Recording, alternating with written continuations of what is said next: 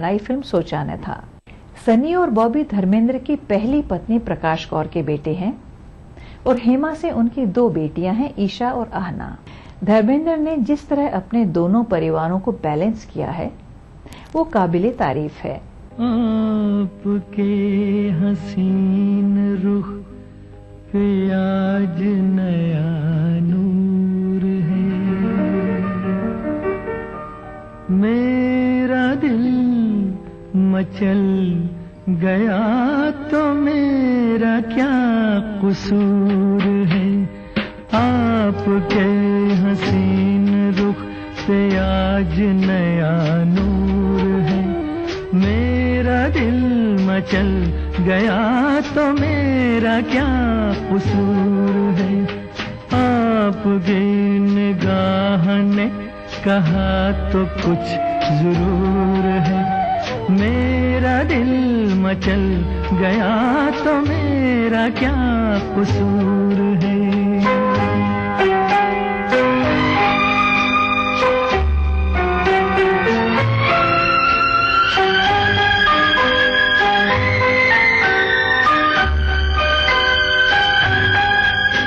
खुली लटों की छाँव में खिला खिला ये रूप है, खुली लटों की छाँव में खिला खिला ये रूप है। घटा से जैसे छन रही सुबह सुबह की धूप है, जिधर नजर मुड़ी जिधर नजर मुड़ी जिधर नजर मुड़ी उधर सुरूर ही सुरूर है। मेरा दिल मचल गया तो मेरा क्या कसूर है। आपके हसीन रुख पे आज नया नूर है, मेरा दिल मचल गया तो मेरा क्या कसूर है।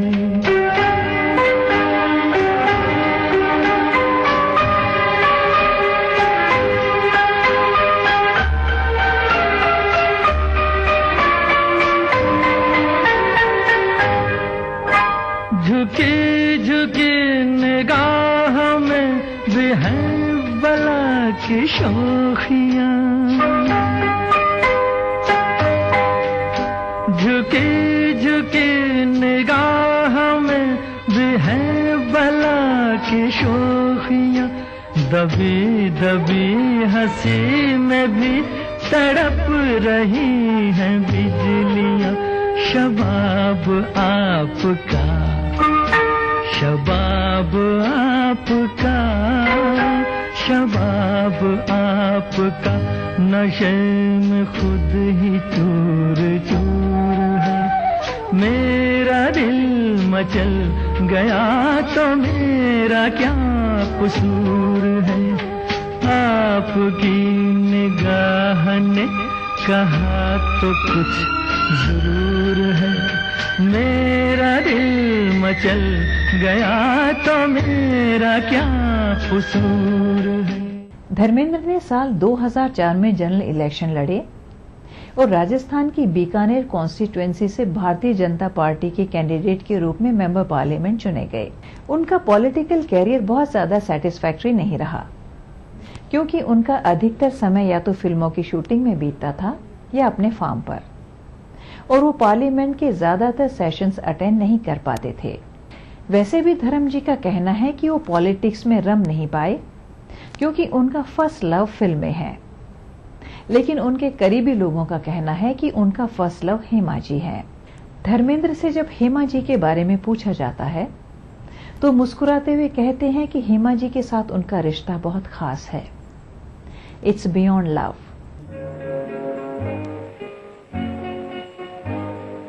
तुम पुकार लो, तुम्हारा इंतजार है। तुम पुकार लो। ख्वाब चुन रही है रात बेकरार है तुम्हारा इंतजार है तुम पुकार लो।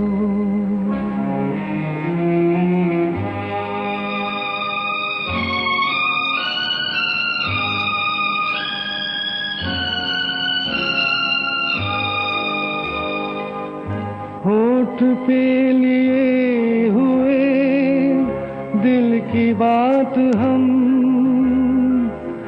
जागते रहेंगे और कितनी रात हम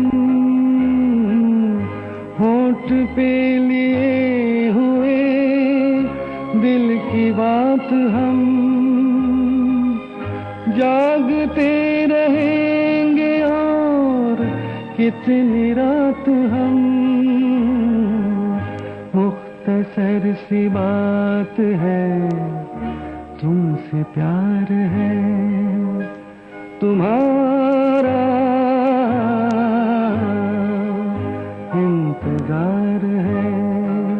भूले बिसरे गीत प्रोग्राम के बारे में अगर आपके पास कोई सुझाव है या आप अपनी पसंद का कोई नगमा सुनना चाहते हैं तो अपना मोबाइल फोन उठाइए और उस पर टाइप कीजिए BBB और अपने सुझाव और पसंदीदा नगमे के साथ हमें भेज दीजिए 56000606 पर। अगर आप हमें लिखना चाहते हैं तो हमारा पता है। उम्मीद करते हैं धर्मेंद्र पर फिल्माए गए इन नगमों का सफर आपको पसंद आया होगा। भूले बिसरे गीत प्रोग्राम के अगले एपिसोड में आपसे फिर मुलाकात होगी।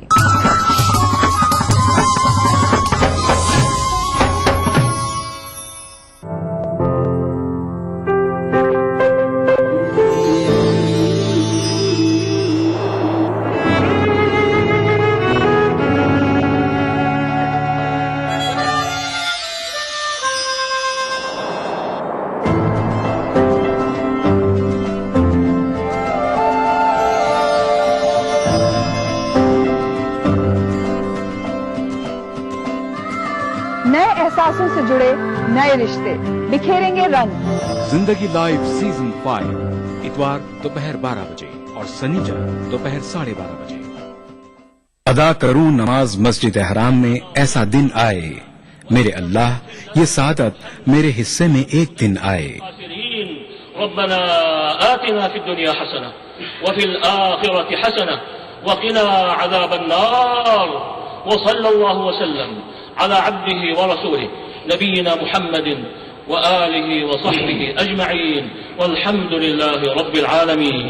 अल्हम्दुलिल्लाहि रब्बिल आलमीन अर्रहमानिर रहीम मालिकि यौमिद्दीन इय्याका नअबुदु व इय्याका नस्तईन इहदिनस सिरातल मुस्तकीम सिरातल लज़ीना अनअमता अलैहिम गैरिल मग़दूबि अलैहिम वलद्दाल्लीन।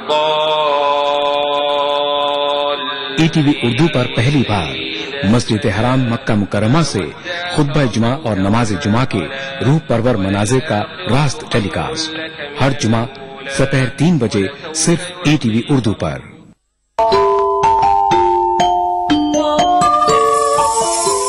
इस्लाम फॉर किड्स यानी इस्लाम बच्चों के लिए, इस प्रोग्राम में कुरान और हदीस के किस्से और वाक़यात, हज़रत मोहम्मद सल्लल्लाहु अलैहि वसल्लम और सहाबा की ज़िंदगी के हालात और इस्लामी तालीमात के अहम वाक़यात पेश किए जाएंगे। इसमें हमारे लिए सबक है, गाइडेंस है और रहनुमाई का सामान है। इसी के साथ साथ इस्लामी तालीमात की वो बातें भी हम आपके सामने रखेंगे जिसमें मॉरल वैल्यूज सिखाई गई हैं ताकि हम अपने अंदर आला कैरेक्टर, आला अखलाक पैदा कर सकें और दुनिया और आखिरत में कामयाबी हासिल कर सकें। इस्लाम फॉर किड्स हर इतवार सुबह 9 बजे सिर्फ ईटीवी उर्दू पर। ईटीवी उर्दू पर अगला प्रोग्राम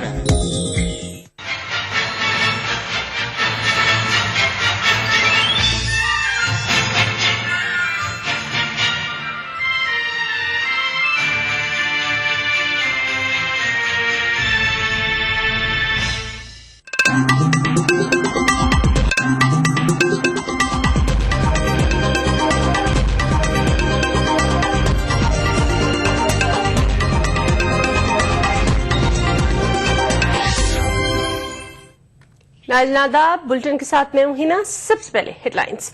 दिल्ली में हुकूमत साजी पर तजुब्जुब बरकरार। बीजेपी और आम आदमी पार्टी ने हुकूमत साजी का दावा करने से किया इनकार। केजरीवाल आम आदमी पार्टी के लेजिस्लेचर लीडर मुंतखब। लोकसभा इंतखाबात का भी मुकाबला करने का किया ऐलान। अवाम तीसरे मुतबादिल की तलाश में। नीतीश कुमार का दावा। मुल्क में बीजेपी की लहर की खबरों को किया मुस्तरद। सीमांध्रा के 6 अरकान पार्लियामेंट ने अपनी ही हुकूमत के खिलाफ दिया तहरीक अदम एतमाद का नोटिस। कांग्रेस ने अहमियत देने से किया इनकार।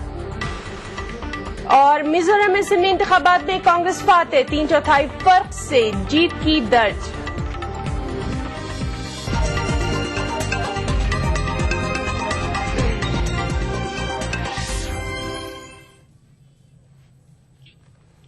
दिल्ली में कोई भी सियासी जमात हुकूमत साजी का दावा नहीं कर रही है। सबसे बड़ी पार्टी बनकर उभरी बीजेपी ने भी हुकूमत साजी से दूर रहने का ऐलान कर दिया है। वहीं 28 एमएलएज वाली आम आदमी पार्टी ने अपोजिशन में बैठने का ऐलान किया है। दिल्ली असेंबली इंतखाबात के मुनक़सिम नतायज से सियासी जमातें तज़ब्ज़ुब का शिकार हैं। इंतखाबात की फातेह 2 बड़ी जमातें बीजेपी और आम आदमी पार्टी हुकूमत साजी का दावा पेश करने से कतरा रही है। असेंबली में सबसे बड़ी जमात बनकर उभरने वाली जमात बीजेपी का कहना है कि इसे वाज़ेह अक्सरियत नहीं है, इसलिए वो हुकूमत साजी के अमल से दूर रहेगी। दिल्ली की जनता ने हमें सबसे बड़े दल के रूप में निश्चित रूप से अपना आशीर्वाद और विश्वास दिया है, लेकिन उन्होंने हमें इतना नंबर नहीं दिया कि हम मेजॉरिटी नंबर को पार कर सकें। इसलिए स्वाभाविक है कि हम सरकार बनाने की पहल नहीं कर सकते हैं और हम किसी भी प्रकार की तोड़ फोड़ की या दूसरी पार्टियों को डिस्टर्ब करने की राजनीति में कतई विश्वास नहीं करते हैं। इसलिए अब हमारे कोर्ट में तो बॉल है नहीं। दूसरी बड़ी जमात और हैरत अंगेज मुजाहरा करने वाली आम आदमी पार्टी का भी कहना है कि वो अपोजिशन में रहना पसंद करेगी। पीर को सुबह अरविंद केजरीवाल की रिहायशगाह पर आम आदमी पार्टी का इजलास हुआ। इजलास में मुस्तकबिल की हिकमत अमली पर गौर किया गया। इजलास के बाद पार्टी लीडर योगेंद्र यादव ने बताया कि आम आदमी पार्टी हुकूमत साजी का दावा नहीं करेगी। आम आदमी पार्टी ने पहले दिन से दिल्ली में कहा था कि हम इस जोड़ तोड़ की राजनीति में नहीं हैं। हम न किसी से समर्थन लेंगे न किसी को समर्थन देंगे। इस दौरान समाजी कारकुन किरण बेदी ने बीजेपी और आम आदमी पार्टी को मिलकर हुकूमत तश्कील देने का मशवरा दिया, जिसे आम आदमी पार्टी ने मुस्तरद कर दिया। Now, it's a split verdict. What do you do if it's a split verdict? Well, you have a hung parliament, you go back to elections. But before you do that, I'm just saying the onus is on both the parties. Because it's a split verdict, it's an onus on both the parties to find a common ground to govern. If they can't find a common ground, well, they go back for re-elections. हमारा stand बहुत clear है, क्योंकि ये चुनाव हमने उन मुद्दों पे लड़ा था जिन मुद्दों पर हमारी कांग्रेस और बीजेपी दोनों से टकराहट थी और दोनों उन मुद्दों पर हमसे बिल्कुल भिन्न विचार रखते हैं और इसलिए उनके साथ किसी भी तरह की सरकार बनाना शायद हमारे लिए संभव नहीं है। दूसरी जानिब दिल्ली असेंबली में एक नशिस्त पर कामयाबी हासिल करने वाली जेडीयू ने अरविंद केजरीवाल की हिमायत का ऐलान किया है। जेडीयू लीडर केसी त्यागी ने कहा कि उनकी पार्टी केजरीवाल को वज़ीर आला के तौर पर देखना चाहती है। Bureau report, ETV news. उधर दिल्ली के सियासी तातुल को दूर करने के सिलसिले में दिल्ली के लेफ्टिनेंट गवर्नर का रोल अब काफी अहमियत का हामिल हो गया है। दिल्ली के लेफ्टिनेंट गवर्नर सबसे बड़ी पार्टी बनकर उभरी बीजेपी को हुकूमत साजी की दावत भी दे सकते हैं। दिल्ली में हुकूमत साजी के मामले पर ताअत्तुल बरकरार है। बीजेपी और आम आदमी पार्टी हुकूमत साजी के लिए तैयार नहीं है। इस सूरत हाल में दिल्ली के लेफ्टिनेंट गवर्नर नजीब जंग का रोल कलीदी अहमियत का हामिल हो गया है। मरकजी वजीर दाखिला सुशील कुमार शिंदे का कहना है कि दिल्ली में हुकूमत साजी के लिए लेफ्टिनेंट गवर्नर तमाम इम्कानात तलाश करेंगे। शिंदे ने दिल्ली में मीडिया से बातचीत करते हुए कहा कि इस वक्त इस मामले में वजारत दाखिला का कोई रोल नहीं है। मरकजी वजीर दाखिला दिल्ली में सदर राज के निफाज के इम्कान से मुताल्लिक पूछे गए मीडिया के सवाल का जवाब दे रहे थे। जराये का कहना है कि दिल्ली के लेफ्टिनेंट गवर्नर सबसे बड़ी पार्टी बीजेपी को हुकूमत साजी की दावत दे सकते हैं। हलीफ अकाली दल की एक सीट को मिलाकर बीजेपी के पास इस वक्त 32 सीटें हैं। बीजेपी के इनकार करने की सूरत में दिल्ली के लेफ्टिनेंट गवर्नर दूसरी बड़ी पार्टी आम आदमी को हुकूमत के पास 28 अरकान असेंबली हैं। जराये का कहना है कि बीजेपी और आम आदमी पार्टी की जानिब से हुकूमत साजी से इनकार की सूरत में लेफ्टिनेंट गवर्नर दोनों पार्टियों के लीडरों हर्षवर्धन और अरविंद केजरीवाल से इनफरादी तौर पर बातचीत करेंगे। उसके बाद लेफ्टिनेंट गवर्नर आगे की कार्रवाई के लिए वजारत दाखिला को रिपोर्ट रवाना करेंगे। दिल्ली के लेफ्टिनेंट गवर्नर की सदर राज के नफाज की सिफारिश की सूरत में वजारत दाखिला मामले में मरकजी काबीना से रुजू करेगी। अगर मरकजी काबीना लेफ्टिनेंट गवर्नर की सिफारिश से मुत्तफिक होती है तो दिल्ली में सदर राज के नफाज की सिफारिश की जाएगी और असेंबली को सस्पेंडेड एनिमेशन में रखा जाएगा। Bureau report, ETV news. उधर माहिर आईन सुभाष कश्यप का कहना है कि दिल्ली की सियासी तातुल को दूर करने के लिए बीजेपी और आम आदमी पार्टी को आगे आना चाहिए। ईटीवी से खास बातचीत करते हुए सुभाष कश्यप ने कहा कि सदराज का नफाज आखिरी ऑप्शन होना चाहिए। सवाल है, और जहां तक संसदीय लोकतंत्र का सवाल है, बहुमत सिद्ध करने की आवश्यकता नहीं होनी चाहिए। संसदीय लोकतंत्र में ये जरूरी नहीं होता कि जो सरकार है उसे हमेशा बहुमत का समर्थन प्राप्त हो। जरूरी ये होता है कि बहुमत उसके खिलाफ न हो, उसके विरुद्ध में बहुमत खड़ा न हो। इसीलिए नो कॉन्फिडेंस मोशन का प्रावधान है। अगर ऐसा होता कि बहुमत का समर्थन हमेशा जरूरी होता तो माइनॉरिटी सरकारें नहीं चलती। इंग्लैंड में भी माइनॉरिटी गवर्नमेंट्स रही हैं और हिंदुस्तान में भी माइनॉरिटी गवर्नमेंट्स रही हैं। श्रीमती इंदिरा गांधी कांग्रेस स्प्लिट के बाद माइनॉरिटी गवर्नमेंट थी उनकी, वो चली। नरसिम्हा राव जी की माइनॉरिटी गवर्नमेंट थी, पूरे 5 साल चली। उपराज्यपाल के सामने जो विकल्प है वो इस समय जो सबसे बड़ा दल है उसके नेता को पहले बुलाएंगे। वो अगर सरकार बनाने में असमर्थता दिखाते हैं तो दूसरे सबसे बड़े नेता को बुलाएंगे। वो भी अगर नहीं बना सकते सरकार तो फिर वो सदन को एक मैसेज भेज सकते हैं कि अपना नेता चुनकर बताइए, जिसे आप नेता चुनेंगे मैं उसको मुख्यमंत्री बना दूंगा।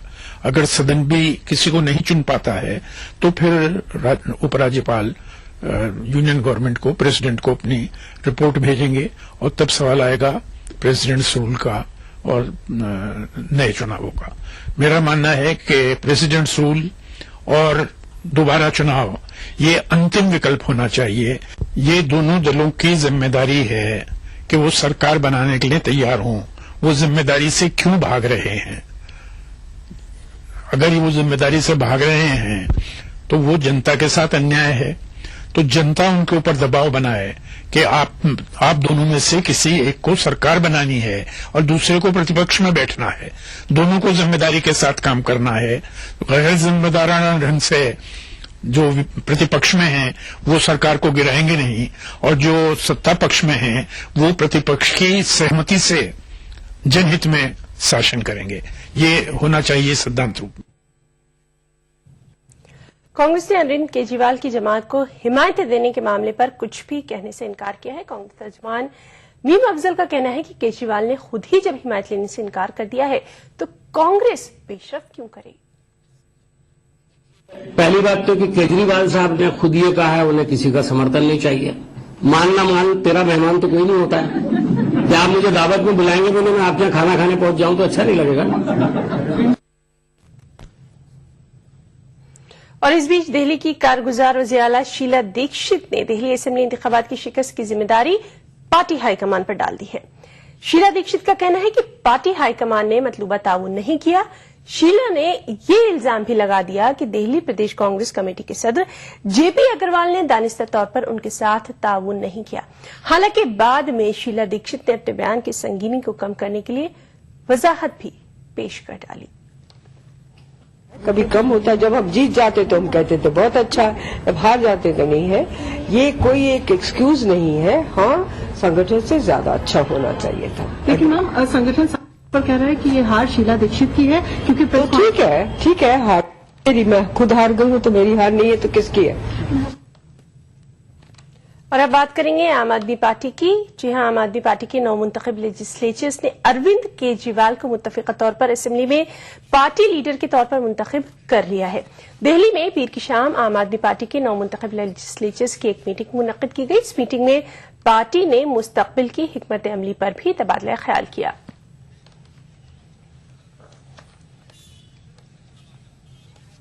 जिन कैंडिडेट को जनता ने चुना विधायक के रूप में, उनकी आज पहली बैठक थी और पहली बैठक में सबका एक दूसरे से ठीक से परिचय और एक दूसरे के साथ थोड़ा संवाद किया गया। लेकिन एक मुख्य फैसला जो वहाँ पहली विधायक दल की बैठक में हुआ कि सभी ने एक मत से अरविंद केजरीवाल को अपने विधायक दल का नेता चुना है।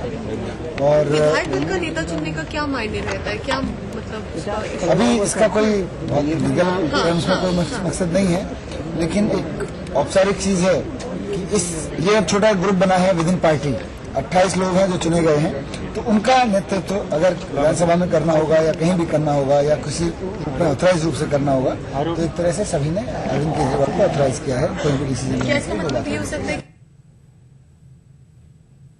और इस कामयाबी से हौसला पाकर अब आम आदमी पार्टी ने 2014 के आम इंतखाबात में भी मुकाबला करने का ऐलान कर दिया है। अरविंद केजरीवाल ने दिल्ली असेंबली इंतखाबात के नताइज को तब्दीली का आगाज करार दिया। पार्टी के लेजिस्लेचर लीडर मुंतखब होने के बाद केजरीवाल ने कहा कि आम आदमी पार्टी लोकसभा इंतखाबात में हिस्सा लेगी। हालांकि केजरीवाल ने यह भी कहा कि लोकसभा इंतखाबात में किस तरह से मुकाबला किया जाए वो भी इससे वाकिफ नहीं है। वो हमारी पॉलिटिकल अफेयर्स कमेटी में डिस्कशन चल रहे हैं कि नेचुरली भ्रष्टाचार तो पूरे देश से हटाना है जी, तो कब होगा, कितना होगा, 2014 में कितना होगा, ये सारी चर्चाएं चल रही हैं। लेकिन ज्यादा बड़ी बात यह है कि ये लड़ाई आम आदमी पार्टी की लड़ाई नहीं है। हम लोग बहुत छोटे हैं, अब ये लड़ाई पूरे देश की लड़ाई बन गई है। दिल्ली के लोगों ने इस देश को एक उम्मीद दी है, एक स्वच्छ राजनीति की शुरुआत हुई है। अब इस देश के सारे अच्छे लोगों को, सारे अच्छे पॉलिटिकल फोर्सेस को, सब लोगों को साथ आने की जरूरत है। हम सारे साथ मिलकर इस देश को सुधारेंगे। बीजेपी क्यों भाग रही है जिम्मेदारी से, क्यों डर लग रहा है उनको?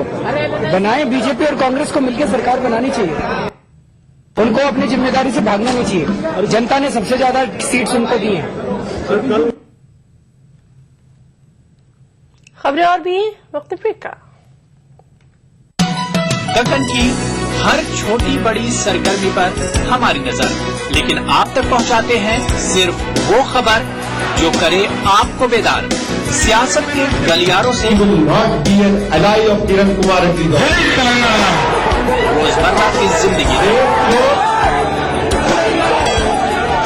दक्कन के गोशे गोशे से आप तक खबरें पहुंचाता दक्कन नामा, रोजाना शाम 6:30 बजे। गर फिरदौस बर्रुए जमी अस्त, हमी अस्तो हमी अस्तो हमी अस्त। जम्मू कश्मीर के हर वाकये और हर पहलू पर ईटीवी की नजर। देखिए ईटीवी उर्दू कश्मीर रोजाना शाम 7 बजे और सुबह 7:30 बजे सिर्फ ईटीवी उर्दू पर।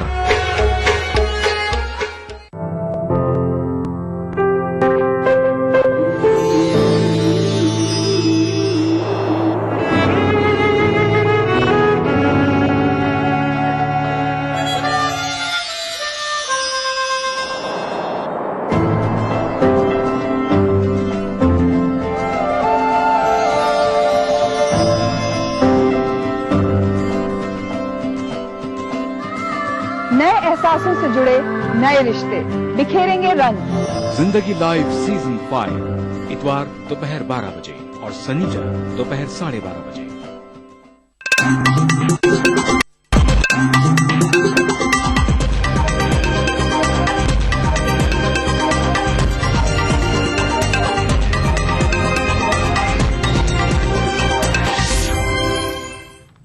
ब्रेक के बाद बुलेटिन में एक बार फिर आपका इस्तकबाल करते हैं।